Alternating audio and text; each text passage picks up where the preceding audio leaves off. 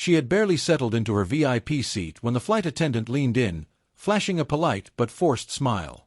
"Excuse me, ma'am, but would you mind switching your seat? We need to accommodate someone else here." Her voice was honeyed, but her eyes flicked with something colder, dismissive, almost condescending. The cabin around them fell silent for a moment. Not because of the question, but because of who she had asked it to. The woman in that seat wasn't just any passenger. Before we continue, if you are watching our video for the first time, please bless and support us by hitting that subscribe button, turn on your notification bell to get notified for more, share to friends. Where are you watching from? Please tell us in the comments. We love seeing how far our story goes. Also, to our first 100 subscribers, thank you deeply. You are the backbone of this journey, and we see every one of you. Amani Cole's eyes narrowed, not in anger, but in quiet recognition. She had seen this before. Dressed in simple jeans, a navy jacket, and her signature low-bun hairstyle, Amani didn't look like the tech tycoon that controlled a global software empire. That day, she wasn't trying to be noticed. But even without glamour, power clung to her like a tailored suit. "Is there a problem with my seat?" she asked, voice firm, her tone neither confrontational nor yielding. The flight attendant, a tall man named Bryce, hesitated, then leaned in again, this time dropping the smile. "Actually, yes. We have a famous celebrity on board. He usually flies private, but today he's with us. Our company policy encourages making high-profile guests comfortable. We figured you'd be accommodating." Amani paused, then glanced around. The VIP cabin had only 4 luxury seats, spaced out like royalty thrones. Her seat, seat 1A, was at the window with extra space. Bryce gestured toward seat 1D, still VIP, but more exposed. Amani tilted her head. "So you're asking me, a paying passenger, to move for someone who didn't book this seat?" Bryce didn't like her tone. "Ma'am, we just need cooperation. We're trying to ensure our celebrity guests are happy." "What's his name?" she asked calmly. Bryce smiled again, assuming this was curiosity.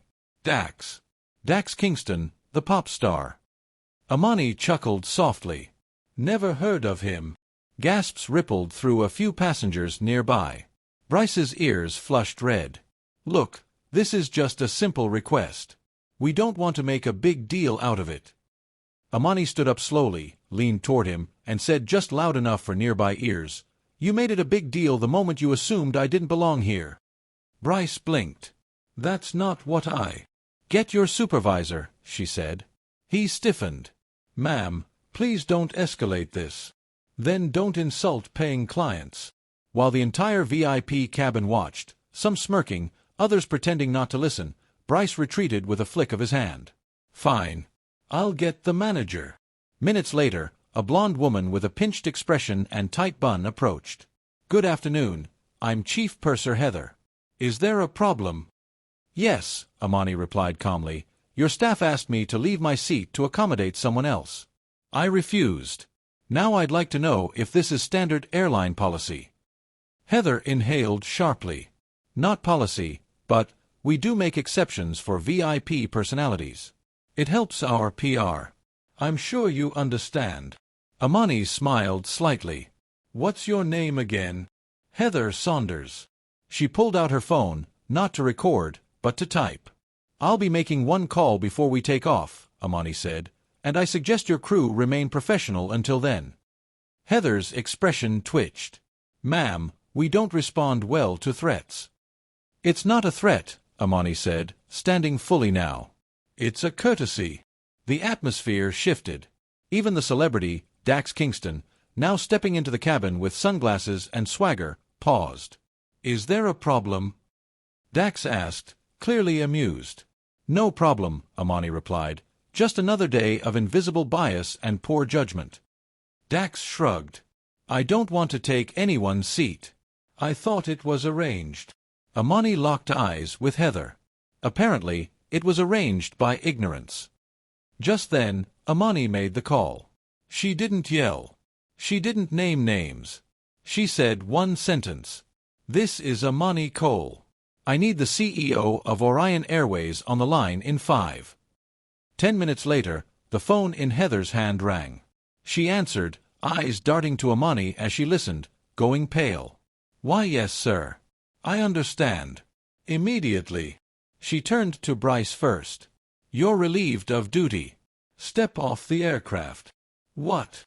Then to the co-pilot, who had joined the scene to mediate. "And you're grounded pending review. The owner's orders." Amani returned to seat 1A without a word. The other VIPs sat straighter. Dax Kingston nodded respectfully. "I'll take 1D. Looks more my style anyway." Hours later, the story hit aviation blogs. Entire crew fired mid-air after mistreating black VIP CEO. The twist. Amani Cole had just acquired 20% of Orion Airways weeks prior. She hadn't just made a call to corporate, she was corporate. In the days that followed, every crew member was retrained. Amani didn't want revenge, she wanted a culture shift. Her press statement read, "Power doesn't always wear a designer suit. Respect isn't a courtesy to the rich, it's a right for all."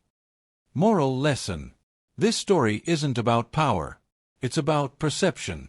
Society often judges worth by appearance, undermining quiet excellence in favor of noisy fame. We must rethink how we treat strangers, not based on status, but with decency, dignity, and discernment. In a world so quick to assume, let respect be our first response, not our last resort. This story was brought to you by Elliot Stories. See you on the next one. Peace.